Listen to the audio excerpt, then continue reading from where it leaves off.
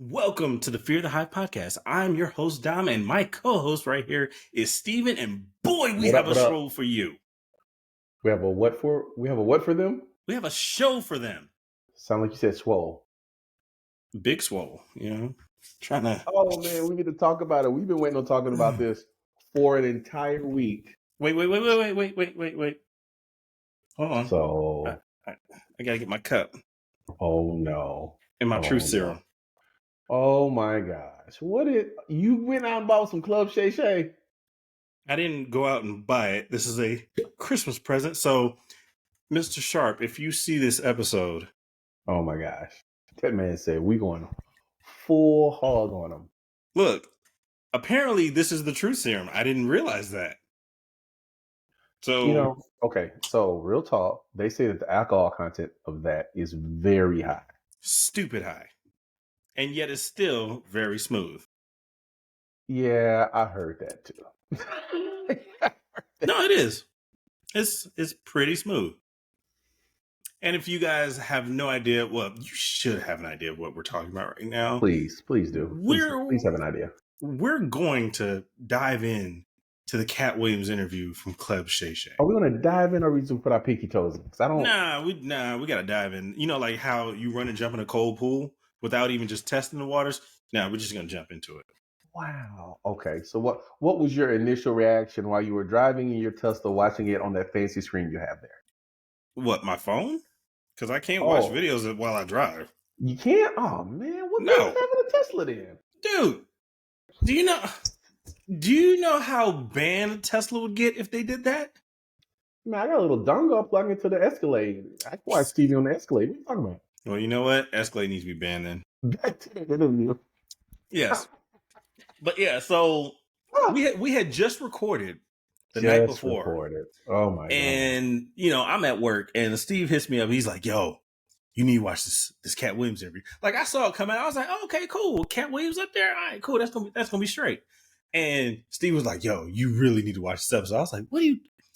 Okay, all right. I put that thing on in the car. I listened to the first 10 minutes.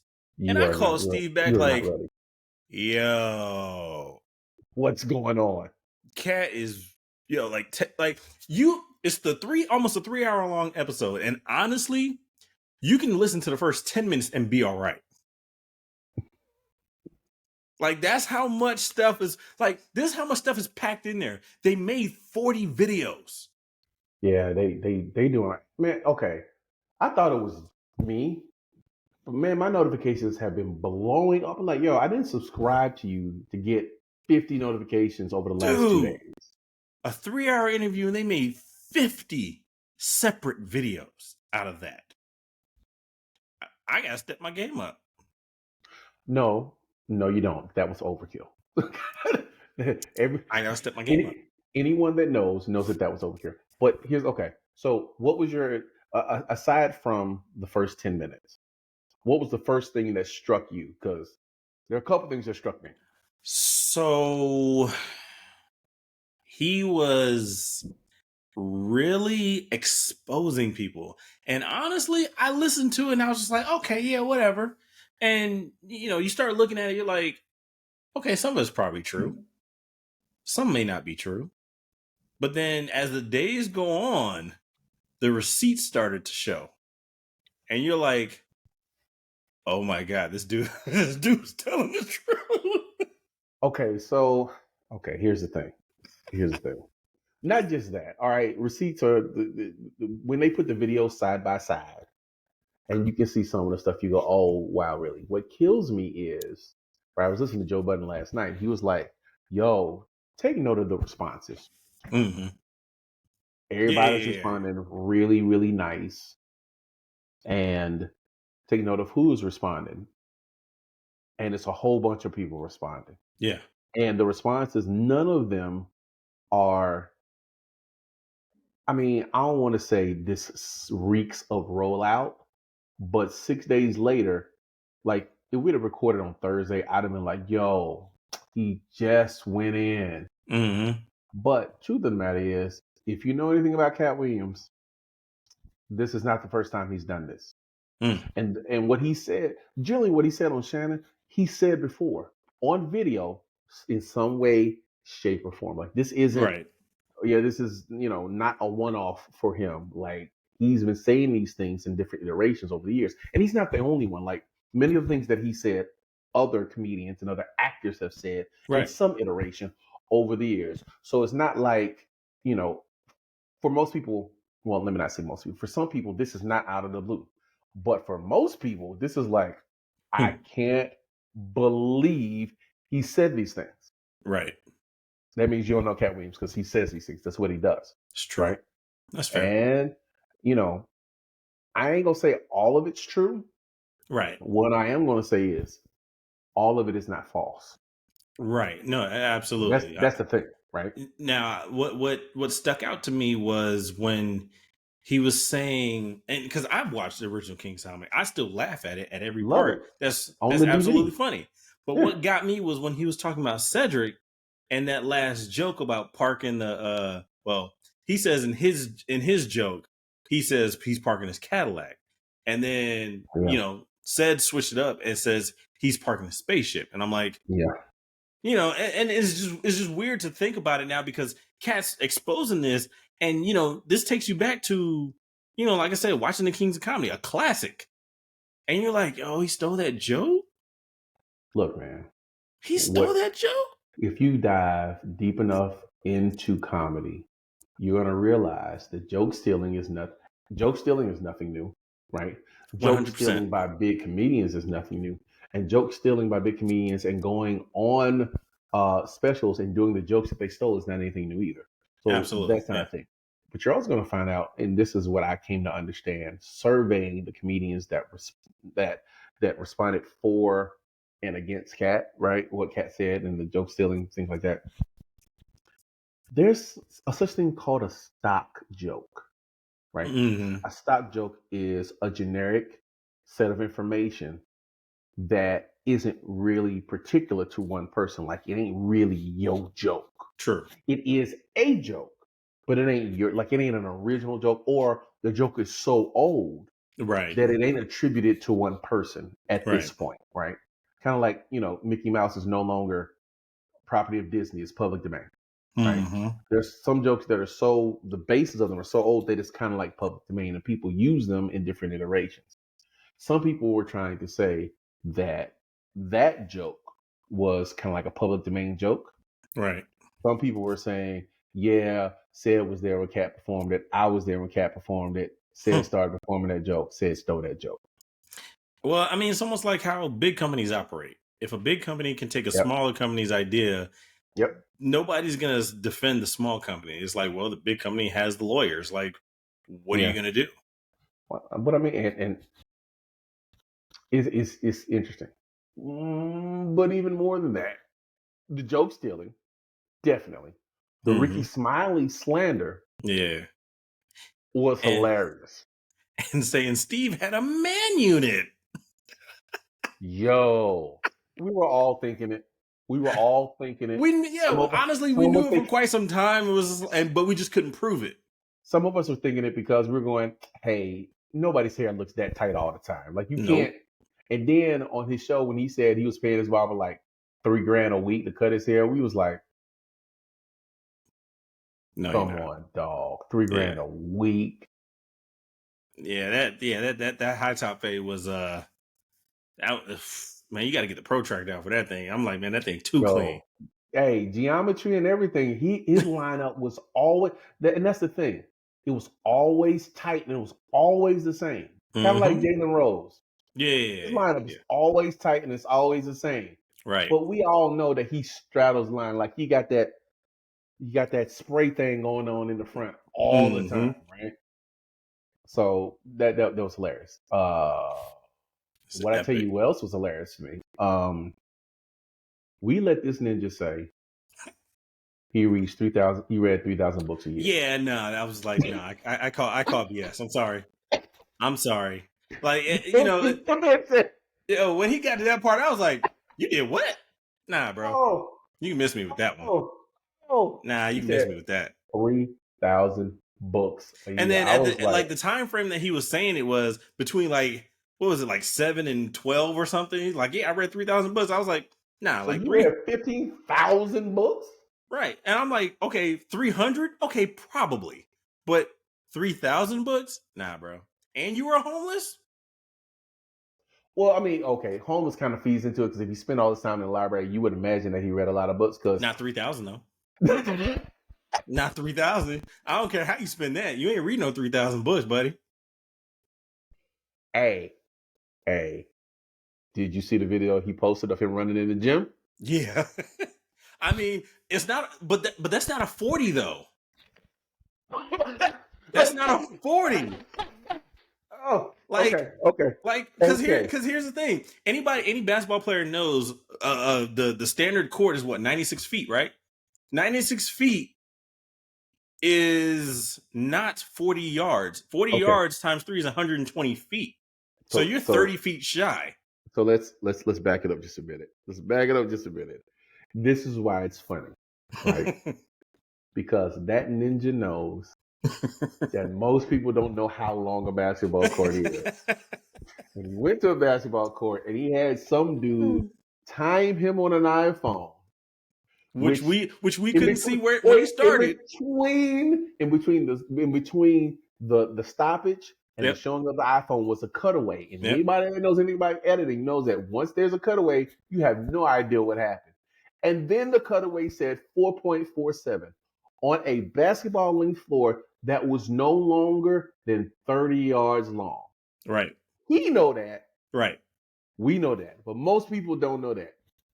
So he got people out here thinking he runs a 32 yards. So even if that was his time, he would have been what, 6-7 seconds? Katt Williams is 52. Right. That's the other thing. You don't run no 4.47. Of all the people that have ever lived on the face of the planet, there's no one that could convince me that Katt Williams at 5'5" could run a 4.47 40 at 52. Right? They're like four people on the planet that I would think at 52 might be able to run a 4.47 40. Darryl Green, Usain Bolt, right?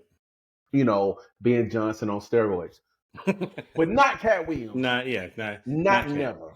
Not somebody never. who hasn't played professional sports or played sports just in general. You know how fast a 4.47 is? Super fast.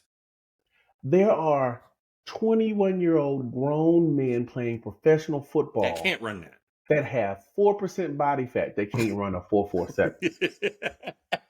Let's be and he was moving too. He was his neck was out front. He looked like the alligator man running on that court. Flabby and everything.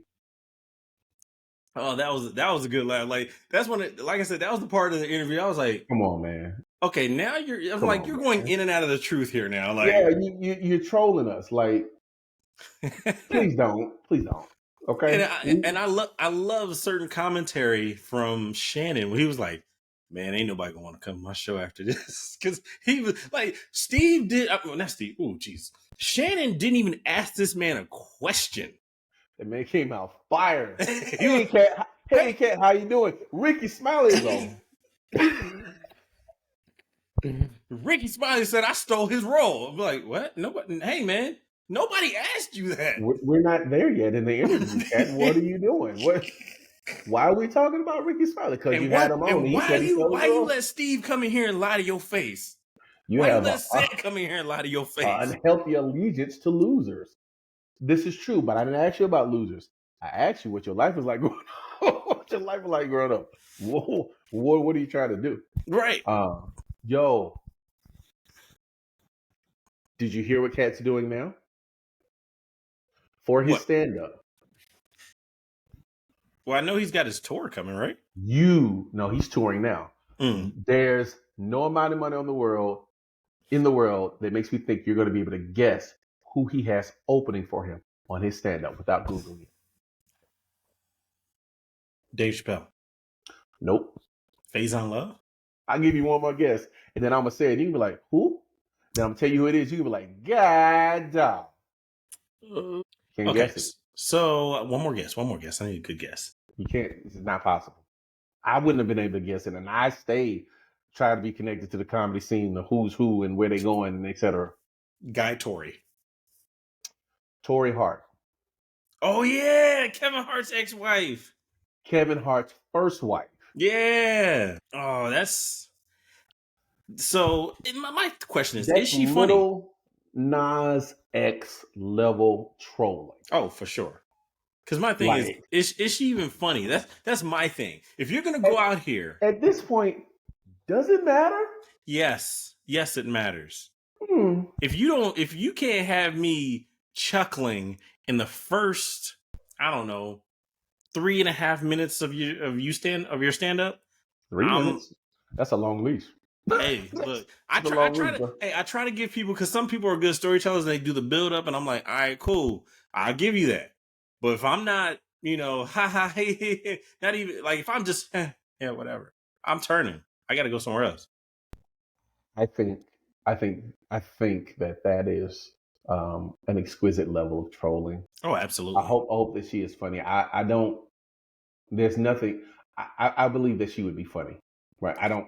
There's no way for her to be on his stand up tour and not be funny, because his crowd comes to hear funny people, Oh yeah, and they're gonna let you know you're not funny. And I don't think she and and has, and one thing I the did. bandwidth for that.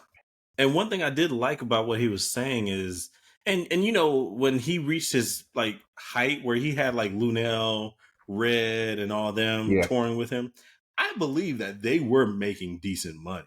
Like Oh, he made sure they were paid. all of the stories on the internet about Katt Williams that are coming out now on the internet. When I say on the internet, I'm talking about on social media, people that have had firsthand experiences opening for Katt Williams and getting paid by him, Mm-hmm. are that he pays you well, better Yeah. than anybody else for any set that you do. Like, there are people out here who say, I was supposed to be on there for 5 minutes set. I was supposed to be getting paid $200. Katt Williams Mm-hmm. gave me a stack, right? I was supposed to be on there, supposed to be getting paid $500. Katt Williams gave me $1,500. I was doing a set. I wasn't even on his tour. He came back after the show and he put $1,500 in my hand, told me to keep going. I didn't even know what it was until I got in the car and I see it's not $500, it's $1,500. Like, there are, if I were counting, I think I counted reading, I don't know, 10, 12. Yeah. Right. Which means he has a track record over the years of paying the people that open for him, and Right. paying, or at least giving money to comedians that are coming up that are funny and Yeah. trying to make it in the game, which is like, he's got, what's that? Was that the quote? If he said, if you want me to talk about you better, then you should have treated me better, right? Yes. And I was like, that's facts, because these people are talking about him like, yo, I don't know why he said what he said, but he's legit in these Yeah. ways. And So, another saying, he was like, I don't know why liars lie. Liars lie because they're liars. So I was yo, like, dang. he called them three liars 3 times in the same sentence. I don't Like, know yeah, why God, liars lie. I don't know why liars lie. That's They're what they do. They're liars. liars. That's what they do. Well, that makes sense. You know what I mean? Yeah. And Yeah. the rhetoric of it was just genius. Like, Oh, he is very, I will say, to his credit, to parts of his story, he is a very intelligent person. highly. But then again, to be a good comedian, you kind of have to be. When Yeah. you think about the good comedians, right? Many of the ones that people consider good are also considered to have very high IQs, right? I mean, you talk about the greats, you talk about Rock and Murphy and freaking Chappelle. They all are considered to have very high IQs. If you start talking about even people like, Trevor Noah or Katt Williams or Guy Tori or what's my man name? Eddie Griffin. They're all considered to have very high IQs, right? Don Curry, like Sinbad, they're all considered to have very high IQs, right? They may not be Mensa, but like, to be able to craft, understand, and to leverage the English language in the way that good comics do, and storytelling, they're no slouch. Well, I mean, Katt also Williams is no slouch. you have to find the funny in everyday life in order to take that and say, And you know what, you have to I'm be able going to to make it use clear too. this. Yeah. Have to be able to observe. Roy Wood Jr. is another one, Yeah. right? Oh Go yeah. listen to a Roy Wood Jr. interview. He's got one with Torre recently, and you'll Mhm. listen to his interview, and you'll come away with a whole different level of respect for him. Like the character that he plays, that he on stage, that's a guy that's telling these jokes, You but talking that about on the might not. Daily Show? Yeah, Roy Wood, Yeah, that yeah, might not be intelligent. yeah. When you listen to him talk, well, if you listen to a stand up, you know that is a character. Kind of like the characters that Mm-hmm.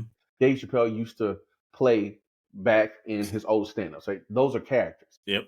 But when you listen to him talk, you go, this dude is brilliant. And he's brilliant about comedy, like about the function and Mm-hmm. the operation of comedy, of writing jokes, of working a crowd, of putting together an hour. It's like, The delivery, when to say certain things, when to pause, when to insert, real truths versus, non-truth, just to embellish just a little bit to man, make it funny. Because I mean, there's that fine line where it's like, okay, you can't exaggerate too much, because if you exaggerate too much, they can be like, yeah, okay, or whatever.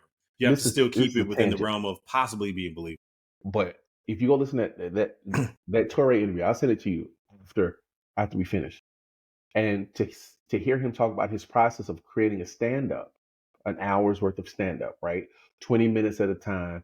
He goes to New York and he does clubs back to back to back to back, right? He'll do a 20-minute set, right? 1/5 of an hour, Right. 1/4 of an hour, 1/3 And of this an one hour. fit. Wait, ooh. Whoa. Yeah. A I 20 said minute it. set is I 1/3 of said an it. hour. I said it, and the man in the back of my head was like, "You didn't do that math right. You're 1/3 is wrong. 1/3 of an hour. Yeah, A yeah, third one of an third of an hour. hour." Yeah. But to go, to New York, and for a week, he's working on this material. Right? He'll do 3 or 4 shows, and after every show, he'll debrief and he'll change something to see if it works in the next show. Mm-hmm. And as these shows stack up, he knows what works because he's done it and he's done it and he's done it and he's tested it and he's tested it, he's changed it, he's changed it. And then he takes the show on the road and he does that in different parts, in like 5 different parts of the country, so that when he does it on his hour, Yeah. he knows how it's going to work all around the country. Because the thing that he stress tested in New York, he's also stress tested it in freaking Ohio, right? And he Mm-hmm. knows how people in Ohio are going to laugh, so his delivery changes ever so much. And then he gets to the point where he arranges the delivery of the joke, like the written joke, but the delivery of the Mm-hmm. joke in such a way that he knows that it's going to work in the majority of the country, because he's stress tested it in all these different areas. And this is the best way of saying it. This one joke, the best way of saying it, so that Yep. it hits the entire country. Like, God, I mean, That's a lot. I knew that It's a y'all science. wrote, but I didn't appreciate the science with which. And I mean, I know others have their own process, but I've listened to him in multiple interviews talk about different stuff, and he's very analytical about these things. Like he is about this the way that the analytics guys in baseball and in Yeah. basketball are, right? Yeah. And it's like, wow, I can really appreciate how you write and arrange these things. But I most mean, comics have a portion of that, and it's like, y'all, this is it nuts. makes you look at them in a very, very different light. Oh, totally, Very hundred different light. percent. And just going back, it's just like, well, I saw the video of what was it, the comedy battle that he had against Steve. It wasn't Steve up there, but it was him afterwards, and he was just destroying Steve. And I was just like, the receipts. The receipts, man. The internet is undefeated, and and Katt knows that. Okay, He knew what was going to happen afterwards. so the internet's undefeated, but the internet be out of context a portion of the time too. Uh, but in regards to what Cat's done, you're absolutely right. He knew. The video was out there. Mm-hmm. He knew that it was going to be linked. He knew how to arrange this commentary so that it would all line up, right? Right. And it's like, well, I can appreciate what you did there. Yeah. That was And even he fed into my conspiracy theorist in me. Like, the whole, the whole, Diddy likes to party, he had to protect that's not a that. conspiracy. That is not a conspiracy. At this point, I think we all know that that is not a conspiracy. Okay. Be very, very clear. Matter of fact, after Katt Williams came out, everybody came out. Brandon T. Jackson came out saying some stuff. Amaran came out saying some stuff. Like Denzel came out saying some stuff. Like there's a conversation. But Somebody said, here's my thing. If it's not, I put it like this: if there isn't any truth into what somebody's saying, you won't feel the need to respond. in other words, the hit dog will holler every time. Yep. Absolutely. And Yep. and he also touched on, he was like, yeah,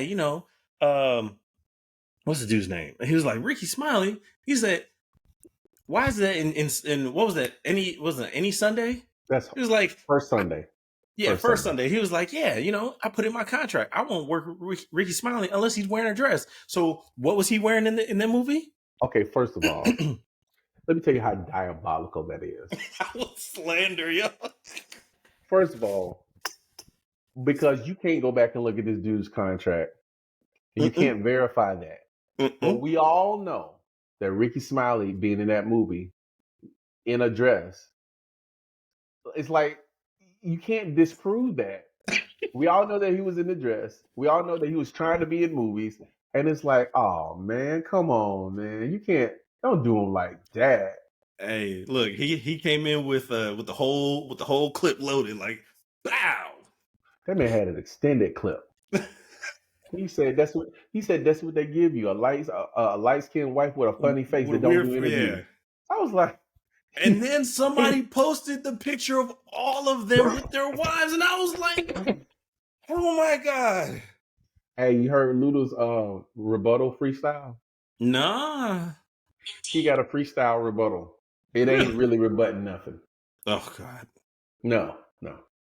But when I heard Ludacris's freestyle, I was like, this might be a rollout. And I'm only saying that because if it was me and you said that about my wife, I'm not freestyling. That's not happening. Like, because he called him out. Yeah. Specifically.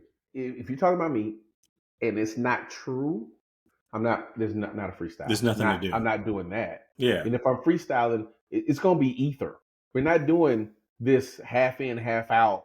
Yeah. Maybe I'm talking about him, maybe I'm not. No, I'm going to call you by 100%. Like, oh yeah. You know what I mean? Like, no, thank you. Katt ruffled a bunch of feathers with this interview. But I mean, and I don't know. I assume they recorded this before the new year, but I thought it was live, my friend. Which is why. Okay, so I was at work. I was working, and my group chat was blowing up. I'm like, why am I getting so many notifications? And everybody's telling me, yo, Shannon is on with Katt Williams, and Katt Williams has lost his flipping mind. I'm like, really? Right now at noon? Like, I got stuff to do, right? I got stuff to do. Yeah. Work for the day was hard to finish, bro, because I turned on the live 45 minutes into the live, and I was like, y'all did this today? Yeah, today? Like I don't know who's on Shannon's marketing team or whatever, and got the interview, and who's in charge of this. But what they said, ain't nothing happening in the world today. Let's go ahead and turn up. What a way to start off the year! Yeah, that's content for you. They're up to. I was just looking at that, like 40 million views. 39 million in 6 days. That's cut the check territory right there. Oh, big time. That's cut the check. That is, we're gonna charge for advertisers and watermarks in the top right hand corner or left hand corner of the screen. And after the fact. And the awesome thing is, Club Shay, like I would say, like in a lot of the podcasts, it's like here, but after this, it's like the price just went up. Yeah, no, that was a very fruitful ordeal for Shannon Sharp and Club Shay. Absolutely. So, hats off to them. Much love to that production, and I can't wait to. Everybody's waiting to see who's coming on Club Shay next, right? Well, yeah, he's even rolling that into Nightcap. Nightcap subscriptions are up now. Yeah, yeah. So yeah, I mean, all of his like his entire platform is has skyrocketed, and yeah, whoever they choose to go after this, it's got to be decent. I mean, it may not get these numbers, but it's got to be somewhat decent because you can't just fall off and not get another interview that's somewhat decent. Like, and I thought one of the better interviews, not necessarily better, but like the weirdest interviews that got a lot of views was the Brittany Renner stuff. And then now this, I'm like, oh man, all right. I'm sorry. I tried to roll my eyes harder when you said that name, and I couldn't. I tried. I promise you, I tried.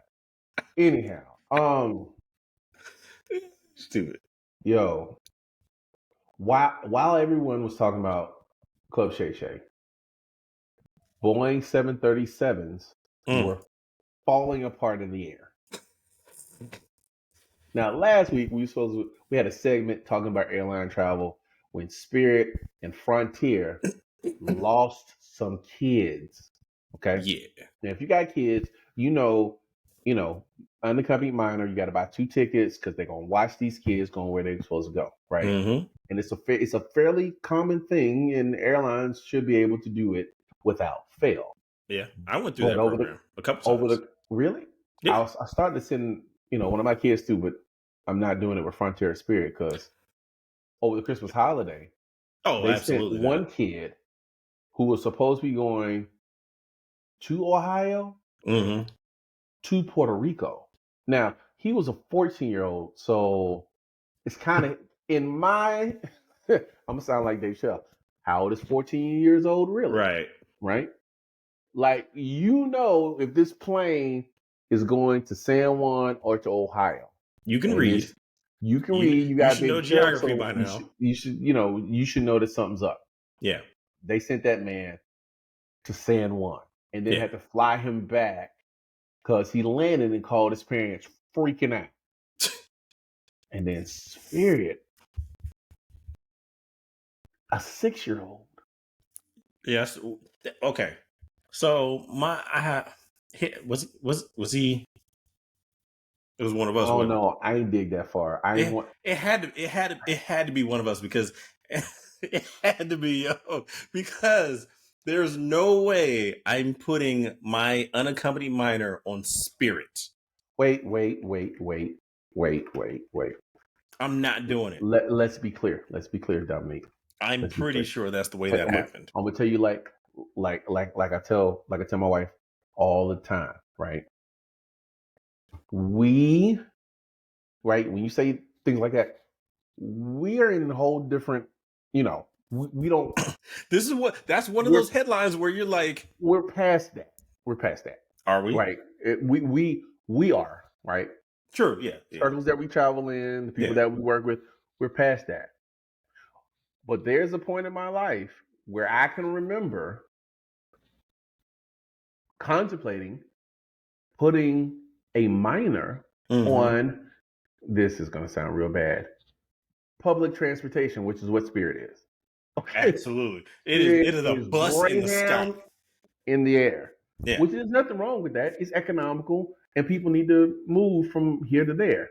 True. But when a 6-year-old unaccompanied minor is placed on the wrong flight, supposed to fly out of Philadelphia. I don't even know how that's possible. And go to Fort Myers and landed in Orlando. Yeah. We got a problem. Well, so here's my thing. For those of you that don't know, I'm a military brat. I have flown as an unaccompanied minor, but honestly, that stopped. So I took it as a learning experience. The first 2 times, I think I've only flown unaccompanied minor twice. The first time was like, okay, this is what's going on. The second time was me, yes, I had somebody to escort me to wherever I needed to go, but I was making sure I was reading my ticket right and learning how to navigate an airport correctly. And there's some adults that don't know how to navigate an airport. But for me as an unaccompanied minor, here's the thing. My dad, I love him. I love my dad to death. He used to get me these tickets that would give me like 4 or 5 hour layovers in different airports. And when you're an unaccompanied minor, you are the last to get off the plane. Yep. And then if you have a layover, they take you to this room, and it's not like jail or nothing, but it feels like it. And you And pretty much, you sit in this room until it's either time for somebody to come check you out at your destination or for you to go to your next flight. Oh, I didn't know that they had to check you out at your destination. That's pretty dope. Okay. Yes. That's how that's supposed to work. See, that is exactly how it works. But honestly, 2 times I had a 6-hour layover in one in Newark and another one in either LaGuardia or Philly, one of the two. And when I turned like 14, I was like, they was like, yeah, do you want me to get the unaccompanied minor? I was like, no, I can navigate in the airport. I'm good. You just match up the gates and just go. Like, there's no ifs, ands, or buts about it. And shouldn't be putting kids on flights that they're not supposed to be on. Like, aren't they supposed to, somebody supposed to have a ticket, supposed to look at the door and look at the ticket, correct, look at the kid and look at the ticket and look at the door and put them on. Yes and no, because what happens is, as an unaccompanied minor, you're the first one on the plane. And because you're accompanied by a flight attendant, yes, they tear your ticket, but I can see it's been times where they don't really pay attention because you're with a flight attendant. Clearly. But here's my thing. Like I said, I don't mind if me and my family fly Spirit together. But I'm not putting my child on Spirit as an unaccompanied minor. That's not happening. You want to know why? Because even if they screw up in our Spirit, what am I going to get?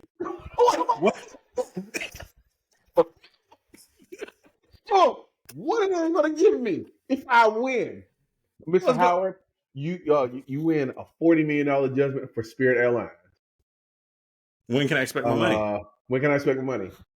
You got to talk to their lawyers about that. Hey, Mr. Howard, this is Mr. Johnson, Spirit's lawyer. We ain't got it. What we can do is we can offer you and your family unlimited flights all the time. Not on Spirit.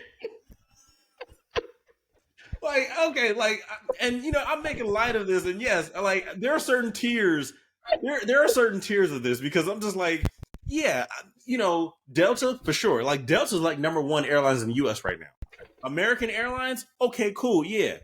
What else we got? I can't think of anything else. I've flown Lufthansa, which is like a German airline, which is really good. I think there's British Airways. But like Frontier and Spirit, oh God, no. Look, there's a reason why for the cruise hey Dominic, you won your lawsuit against Frontier Airlines. Judgment in your favor, $25 million. Yes. Hey, Miss Dominique, come on over here real quick. Hey, how you doing? I know they said you won $25 million, but we a little short. What we can do, we can fly you and your family around the world for free accommodations and everything. That'll work for you, right? No, this is gonna be a soul plane. This is gonna be a soul plane situation. I'm taking over the airline at this point. Why would you want your name attached to that? That's the question you got to ask yourself. Yo. Just like, just like I wouldn't want my name attached to a 737 MAX. Okay, this is where I wanted to get to. Yeah. This is where we started. Yeah. Good people. Yeah. Understand that last week, the exit row door on a 737 MAX blew off of a plane in the middle of takeoff. And I forget what exactly the term is, but it's like it's like a false door or something. They had not reached their cruising altitude, so it wasn't a pressurized cabin. It wasn't a completely pressurized cabin. But still, the door flew off. The masks fell down. People started emptying their bowels, and they had to land. And they said some guy's shirt got ripped off in the process. No, it was a kid. It was a kid sitting in front of the exit row door. His shirt got ripped off in the process. Like, this is a thing. People thought they were going to die. I was watching a girl on freaking Instagram. She was saying, well, this might be it. Mom, I love you. I was like, is that? Why am I looking at a plane? Right. And why is that door open? Stars. I should never see stars Yeah, it's like I should. Bro. Like, why is that door open? Did they forget to close that door? Are you able to take off with the door open? Yo, so what we find out is, do a little bit of digging. What we find out is 737 Max, not 737, not 747, not 767, 737 Max, allegedly was pushed through safety by various people in politicians and government, etc., whatever. And there is a seal Yep. that did not completely pass safety. And it is this seal that caused that door to blow open. And they said they grounded like all 100 something, 70 something planes. And the weird thing was the lady from the NTSB, which is like the National National Bureau Transportation Safety Board. Yeah. And she was like, this could have been even worse had they got to cruising out to and the plane depressurized. People I follow on the Twitters said that if you look at your ticket and your ticket says that you're flying on a 737 Max, change your flight. I was like, God, dog. Like, okay, you hear things, you read things because you read firsthand accounts on Twitter. That's what Twitter's for, right? You vet the people, read their firsthand accounts. If the people don't have any gravitas or any credibility in the area, you toss it out. You don't just accept everything, right? But there are people that you follow for a reason. You do your digging, you verify these people, you verify their experience, etc. There's some people that are familiar with the safety protocols and it passing that are saying that this particular version of the 737 is not safe to fly. And they being a part of people that either assembled airplanes or was a part of the safety process would not fly on them. You ain't got to everything you need to know. You ain't got to tell me twice. Everything you need to know. I'm like, look, as an adult, as a kid, I love flying. I love takeoff. I love landing. It was great. Flying. As an adult that has bills, that has kids, that has something to lose, man, flying is still okay, but every bump and creak, I'm like, yo, what's that? What's going on? Hey, we good? Yo, hey, pilot, hey, we good? Because is that supposed to sound like that? Hey, Carol, the flight attendant, are your lips sweating? Why are you nervous? Are you nervous? Oh, we about to die. Oh, that's Dave Chappelle skit, everybody. Yeah, no, I feel that way too. Like every time I'm supposed to get on the plane and like leave my family, I give them like extra long goodbyes. They don't know it, but it'd be like extra goodbyes just in case something happens. Now, never mind the fact that flying on an airplane is safer than just about anything you could possibly do in life. Like, well, except when the door pops open. I mean, that's driving a car, riding a bus, on a train, walking, skateboarding through a sporting event. Flying on a plane generally is safer than all of those things. True. The only problem is when it's not safer, then you don't make it out. Like, yeah. Well, that's why I have a fear. I have it's called thalassophobia. I have this fear of what's in the water, like very deep water, and that's what that is. And so, like when we fly over water, more cautious. Everybody has a fear of what's in the deep water. Okay, well, I'm glad I'm not the only one with that. I'm glad everybody I share that. Because when we fly, I was always nervous about flying over deep water because if something goes down, like what was it that Malaysian flight situation? Yeah. I watched the documentary on that, and I was like, yo, that's a problem. Which we still have not found. We have not figured out what happened. But that's neither here nor there. But I was about to say, is it conspiracy theory time? Because if you can't find a plane fuselage, either it's at the bottom of the Mariana Trench or that plane got blown up. One or the other. True. But, flying over deep water, I'd rather fly over land where, if something was to happen, we can make some sort of emergency landing. Like, planes just don't blow up, number one. I'm sorry, say that again? You'd rather crash over land? Is that what you're saying? Because planes just don't blow up. They do when they hit land. Well, most times when they fail, you're able to still land it in somewhat of a safe manner. It's not like, oh shoot, we're going down. It's just For big commercial airlines, it does not happen that way. Yeah, I guess you're right. So Right. I would rather, if we have to make an emergency landing in a desert or a freeway or something of those sorts, I would rather be over land. I'm a little bit better with it being over land, but over water, man, that flotation device ain't gonna be enough, because if I already got to think about whenever I'm in creek water and lake water, if something touches me, I'm out. That's it. We're done. Negative. Yeah, you got a real phobia. And then after like the Titan submersible, nah. No, man, that was just stupid. Nah. No, we're not gonna do that. No, Nah. no, you can't add that. That was just Why not? Because there was nothing in the ocean that caused them to die other than water Besides themselves, and stupidity. absolute stupidity. Yes, but it wasn't like a sea creature that did it. You know what I mean? might as well have it wasn't a kraken out there. You know what I mean? It might as well have in my mind, because if you have that kind, if you can say, yeah, we're gonna go visit Titanic, such and such, it's like, nah, yo, I can't. Did you know that sperm whales have teeth? Lots of them. One, that's extremely random. Two, wait. We're talking about a fear of things in deep water. like, right? out of everything. Wait. Hold on. In deep water, the first thing that comes up to my mind when we're talking about deep water is either the Kraken or Moby Dick, one or the other, right? And so Moby Dick's a sperm whale, or like giant squid, which I have an unhealthy fascination for, like giant, colossal squid. I love them.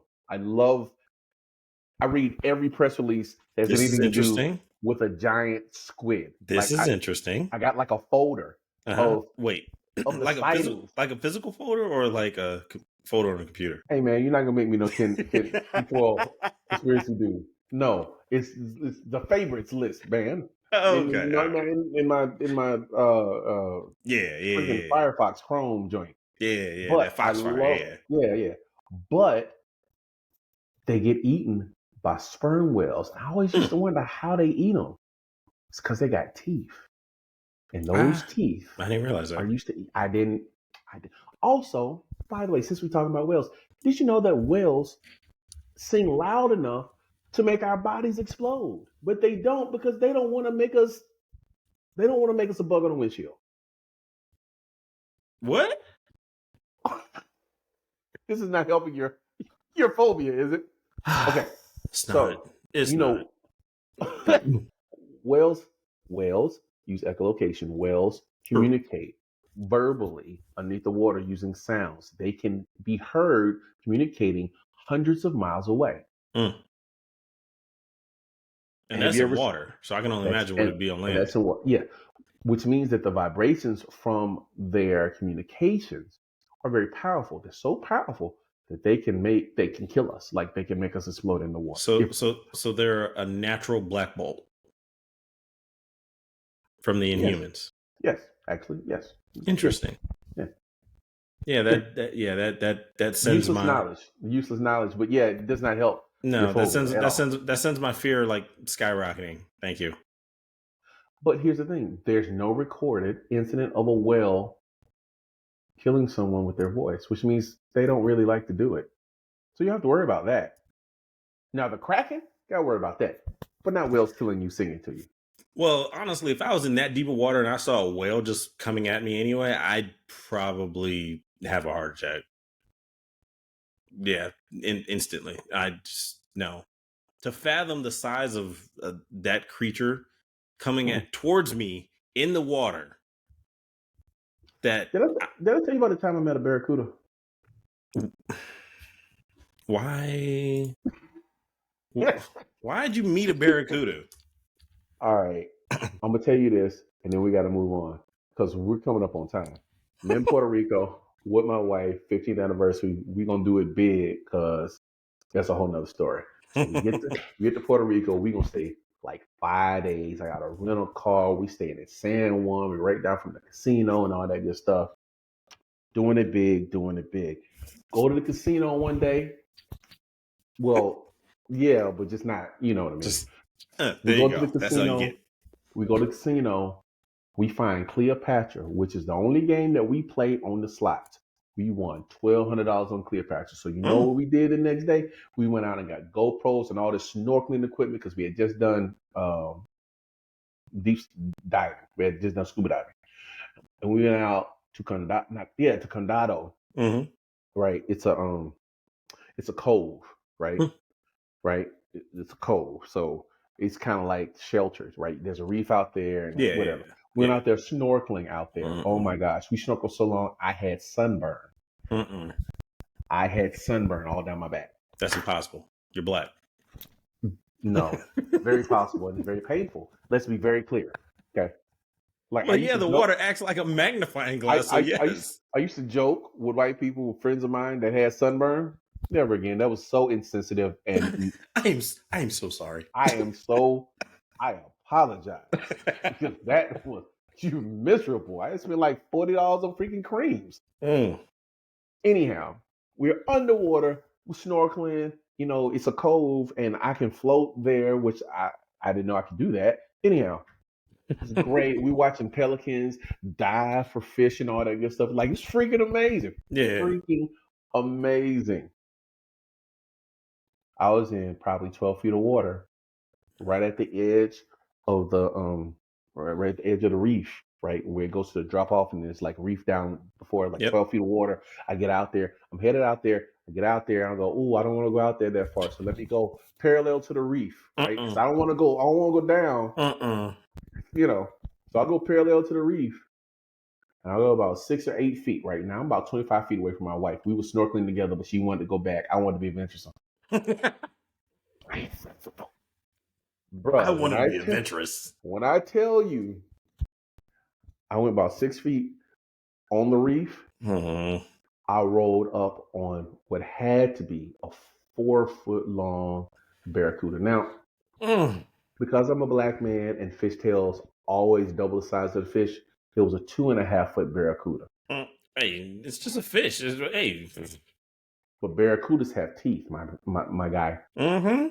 Like if you watch Finding Nemo, you know the thing that ate all the rest of them? That was a barracuda. And he was just sitting there staring at me. And I pissed in the ocean. I was like, I gotta go. Nah, son. I turned around as slowly as I possibly could because I didn't want anything to shimmer in the light to make this dude think that I was anything. And I swam away, and I went and told my wife. She was like, where? I want to see it. I was like, have you lost your mind? Yeah. You got on all kind of jewelry. He gonna kill us both. You're on your own on that one. I say no, but if you choose to go, that's on you. No. I'm not doing this married thing again. You may not go see the barracuda. Nah, yeah. Like I'm looking at the pictures right now. Like this thing is no. It was the scariest thing I've seen in the ocean to date. Nah. See, it's those stories, and then what was it? One where we went to St. Lucia or whatever, and you know, I was somewhat of an adult. And it was when I was working at Best Buy with you, and my dad took us on a vacation on a cruise and went out there, and you know, you go to the hotel and we got to do jet skis. And I was like, yeah, I got money now. You know, give me a jet ski and I'm just going to go out there and rip it. And I'm out there going too. Just doing the spins and all that other stuff. And I have to be at least maybe 2 miles out from the beach. And I'm just like, man, this is awesome. This is cool. And I'm just looking down like, man, that water's dark. Man, what is under me right now? Oh my God. I am too far away from the beach. I need to get back. Like, because this. Did you have a panic attack? Yes, I had a legit panic attack. I brought back that jet ski. I think I had like 25 minutes left on it. Dude was like, yo, because I ran it for the hour. Dude was like, yo, you still got 25 minutes? I was like, keep it. No, I don't. Give it to give it to somebody else. I don't want it. I'm good. We've done enough. We're good. Because the other thing is, I was like, yeah, man, what if I hit a wave and I just fall off? I mean, granted, I had the life vest, but I'm like I said, I have this fear of things touching me in the water. Like I went on to Lake Tillery with my coworker. She has a lake house and they got boats. We're just riding the boat. She stops all of a sudden. She's like, all right, we all just gonna jump out and get in the water. I'm like, I can't see in that water. What are you talking about? First of all, who is we? Yeah. Let's start there. Yeah, I'm Who is like, we? y'all go ahead and jump in the water. I'm just gonna hang in the boat I and got just the boat. I'm gonna make sure it's safe. All right. I'm the I'm gonna keep the the boat safe. designated non-swimmer. Yeah. Designated non-swimmer. I'm good. I'll watch y'all. Make sure that nobody dies. Nah, yo, they convinced me I got in that water. And I'm just sitting there. I was like, yeah, this is. They're like, yeah, this is nice, bro. I'm like, yeah, it's cool. Nah, let's get back in the boat. Like, what are we doing here? Yo, I don't mess with lake water. Mm-mm. Generally speaking, I don't. I feel you. I feel you on the whole dark water thing. Mm-mm. And at one point in time, I did. I don't mess with lake water no more, though, dude. It's not. You know what being lakes in the South? Dead bodies. I'm talking about the live stuff. Do you know what being lakes? Have you ever seen type alligator gar? Search it. Alligator. Okay. I'm about to mess your whole situation up. And this says alligator gar in Lake Norman. Jesus Christ. Oh my God. Woo. Oh yeah, we're never getting there again. Bruh. I was like, in the lake? Mm-mm.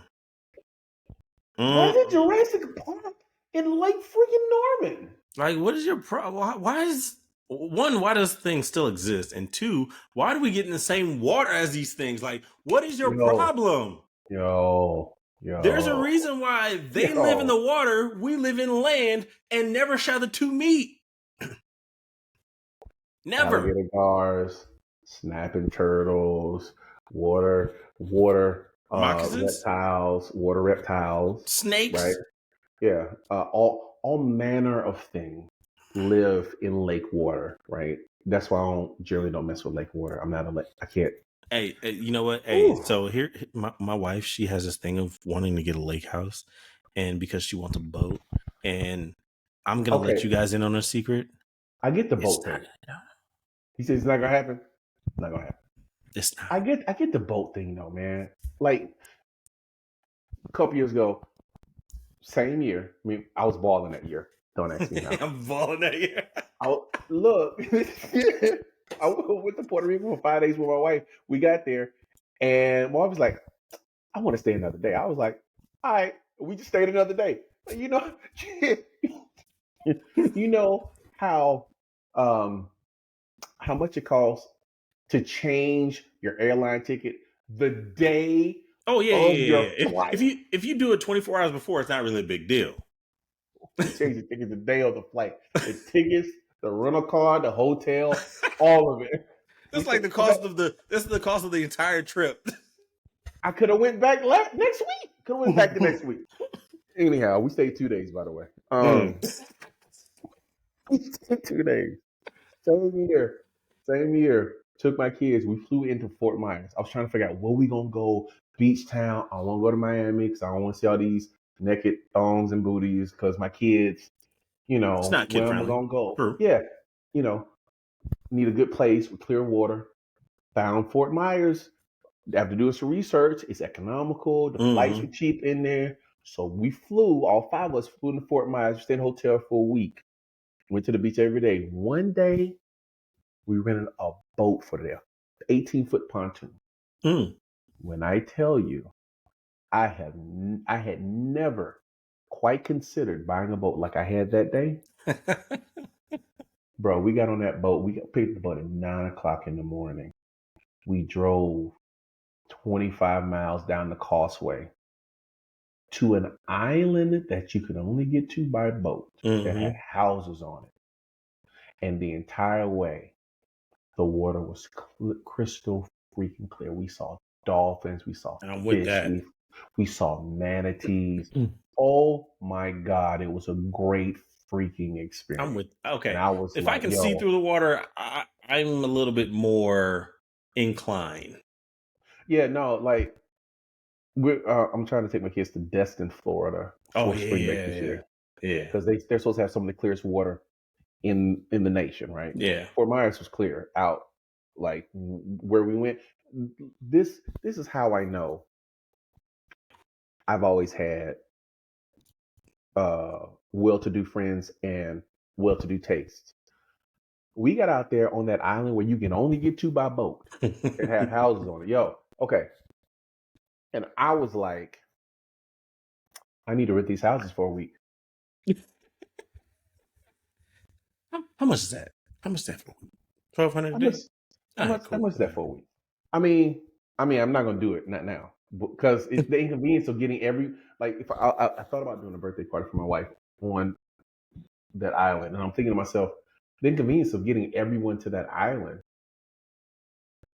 Forget about the money portion of it. Mm-hmm. Like, I gotta drive you to the island by boat.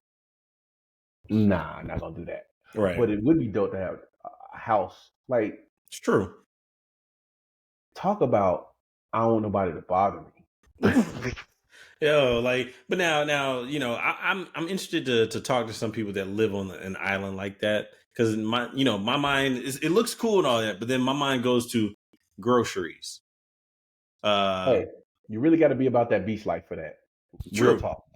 True. Real talk. Because I'm like, again, if you're able to afford a house on an island that you can only get to by boat, which means you got to be able to afford a boat, you're probably not worried about groceries. You probably have them delivered anyway. What, like Uber? DoorDash? I'm not rich. I don't know. Instacart? You know, I would love to just talk to somebody and just be like, hey, so what do you do for groceries? Like, when you want to go into town, you got to first take the boat out, and then, okay, so then that's a new fear. Being that deep water at night. Yeah, that's... But you wouldn't drive the boat at night, though. Oh, you take the helicopter. Gotcha. Okay. No.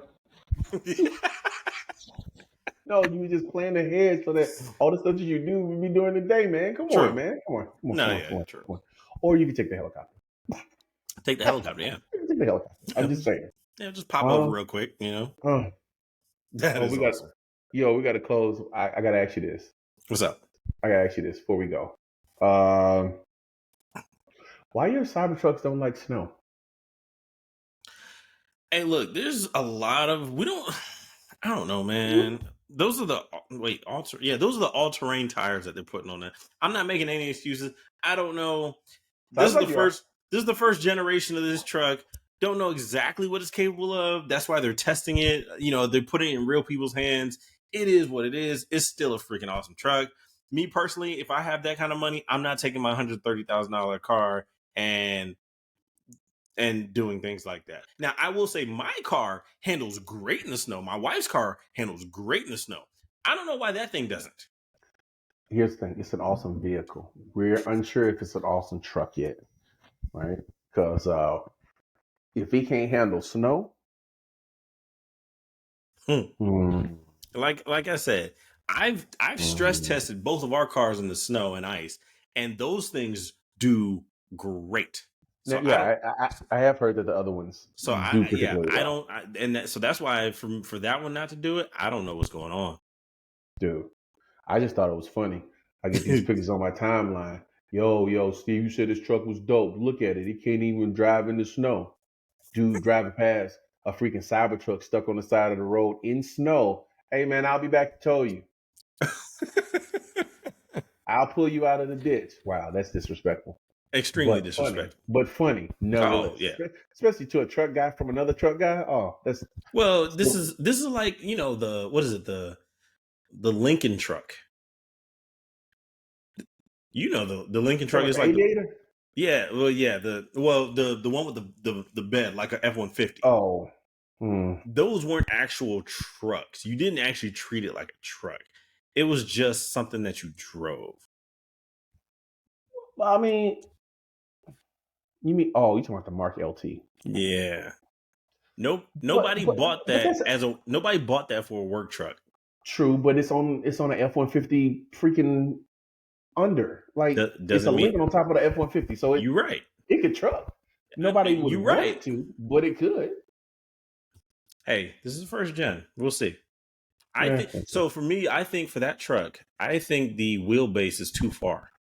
They're too far away from each other. I think if they should have shortened it slightly. Yeah, but you gotta have it.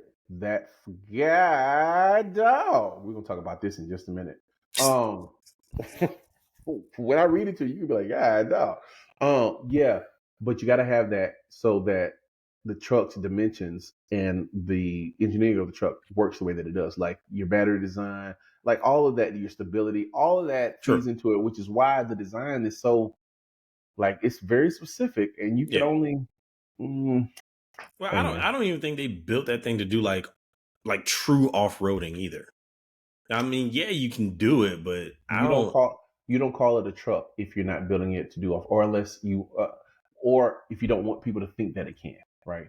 There are 100 different things they could have called it Yeah. as opposed to a truck. Right? Yeah. They're trying to market it as a truck, and I get it because once you have created an electric truck, you've hit the holy grail.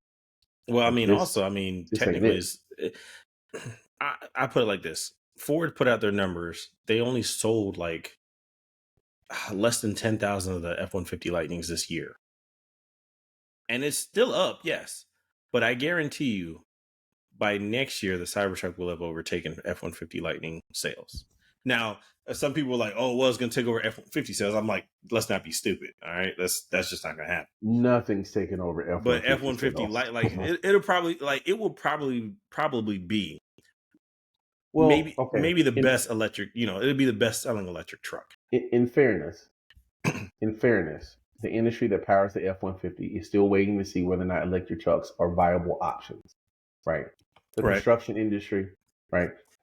It's the waiting to see whether or not electric is a viable option, and they're trying to decide if it is a viable option, which one is a viable option. So I get it. I don't think that Tesla has it in itself as a company to dethrone the utility of an F 150.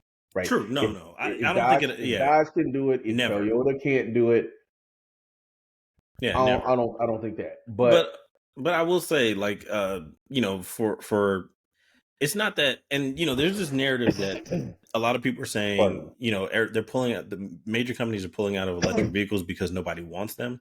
That is totally untrue. no, they want them. They They completely want them. want them, but they don't want the ones that these legacy automakers are putting out. That's the problem. And because the legacy automakers can't figure out a way to build them profitably, because they're Yeah. losing tons of money per car. Oh yeah, but then again, it's still the market is still new. The electric truck market is still so very new. So you Well, know, here's my prediction, and I'll let it go. My prediction is your best electric vehicles will not come from GM, Ford, or Stellantis. It's going to be the Chinese market that enters the US. Legacy auto and EV, if they can't adapt and figure out how to outsource everything, they're not gonna survive. dude, something's going on with my audio. I heard a portion of that, but I think you're right. I think they are waiting as well. Um, but yeah, man. Dang, didn't get to everything, but we've got next week definitely. Absolutely. Um, yo, thank you for watching us, and if you have not subscribed, please subscribe. Please. Set that notification so you'll know when we're live streaming. In the future, we hope to have you on with us. Put a nice little third box up there. We can have conversations 100%. back and forth. We can get your input, and we can make jokes at your expense, just as we do each other. Um, and in year 2024, I'm gonna make it my mission to bring Miss Earth USA to the show. oh my! It's gonna be my Goodness. mission. Well, here's the thing about that. Um, it's not a hard mission. Clearly, it's not. We just got to get on the schedule, which is the hard thing, right? Getting her on. She'd love to do it. She's talked about doing it already. Yeah. So we'll definitely have to schedule that. Maybe in the month of January. You never know. Hey, if she can pencil us in, that'd be Hey man, it's great. rough, man. The schedule's tight. You got to save the. No, I'm joking. But yeah. But thank you guys for watching. We appreciate you hanging out with us. I know we ran a little bit long, but we'll be here next week doing the same thing, chopping it up with you. And so hope that you guys have a good week. Make We're sure gonna you stick guys with sports catch for the just a minute. Sports Hive. Ooh, Sports Hive is gonna be good tonight. See you guys. Later.